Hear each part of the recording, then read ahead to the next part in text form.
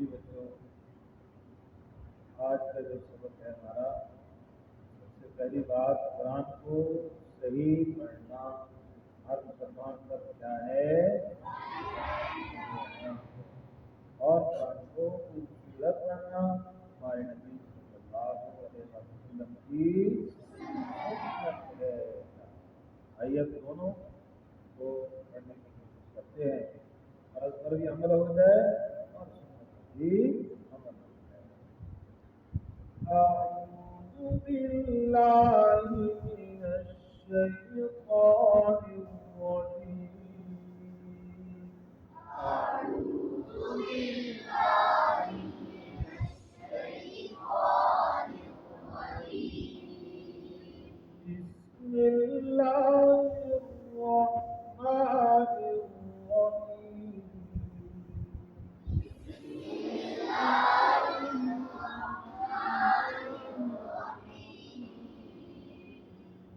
ويل لكل همزة لمزة.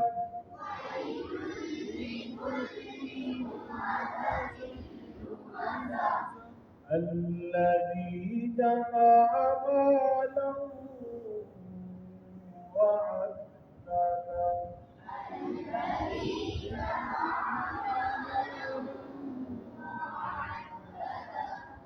يحسب أن ماله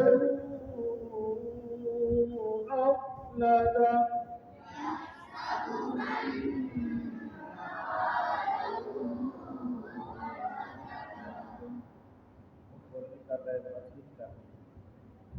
يحسب أن ماله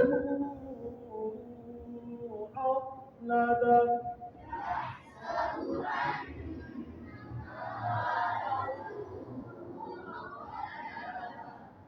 كلا لينبذن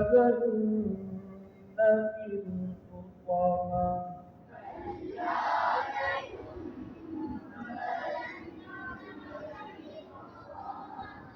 وما أدراك ما الحطمة.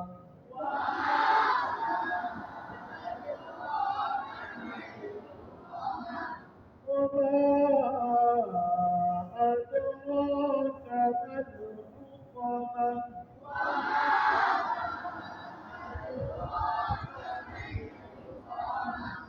نار الله الموقدة.